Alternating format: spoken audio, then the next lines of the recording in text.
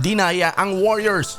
Yan ang sigaw ng maraming fans ng Golden State Warriors sa social media ngayon at Steve Kerr namumula sa galit sa post-game interview.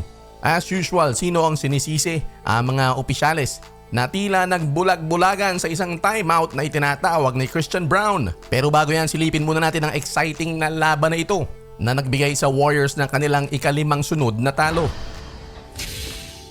Nadisgrasya na naman ang Golden State Warriors, ikalimang sunod na talo nila. Dito naman ngayon sa Denver, 119-115. Top scorer pa rin si Steph Curry with 24 points, 7 rebounds at may 11 assists.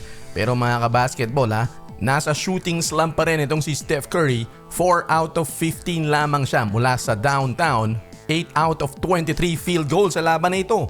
Ito ang ikawalong sunod na talo ng Golden State Warriors laban sa Denver Nuggets. At lumagpak na sila ngayon sa 12 wins and 8 losses pagkatapos magsimula ng 12-3. Naghahabol ang Warriors ng 5 pagpasok ng 4th quarter pero nagpasabog sila ng 19-4 run para kunin ang 10-point lead. Kinapos naman ng 4 na assist itong si Nikola Jokic para makagawa ng kanyang ikasampung triple-double pero 38 points, 10 rebounds, 6 assists. Ipinahinga si Draymond Green sa laban na ito dahil sa kanyang nararamdaman sa kaliwang binti. 8 sa 10 matches ng dalawang koponang ito ay natapos ng may kalamangan lang ng 6 at pababa.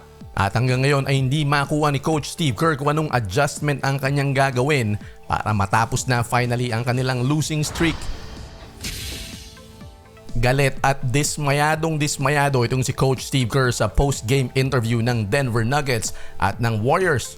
Dapat lang na magalit si Coach Steve Kerr dahil yung na-miss na tawag ng mga referees ay game-changing. Kitang-kita sa video na tumatawag ng timeout itong si Christian Braun pagkatapos niyang makuha ang loose ball. Pero hindi ito binigay ng referee bagkos ang itinawag ay jump ball. Kung itinawag ito, titira ng free throws ang Warriors, bola pa nila. Eto mga kabasketball, kahit ulit-ulitin pa natin, kitang-kita ang senyas nitong si Christian Braun. Pero binaliwala ng referee hanggat magkaroon ng jump ball. Nagmukha pa ngang kawawa para sa akin si Coach Steve Kerr dahil sa iminumuestra niya na parang siya pa ang walang alam sa basketball. Pero inamin naman ni Coach Steve Kerr sa interview na wala naman dapat sisihin kundi ang kanilang sarili dahil hindi nila dapat hinayaan na makahabol pa ang Denver Nuggets. Lamang sila ng 7, mga 2.5 minutes pang natitira. Nakatakas ng panalo ang Denver Nuggets, ito ang ikawalong sunod na talo ng Golden State Warriors laban sa Nuggets. Alam naman natin na kasama sa breaks of the game ang mga tawag na hindi nakikita ng referee pero parang sobrang dalas na yata mga kabasketball.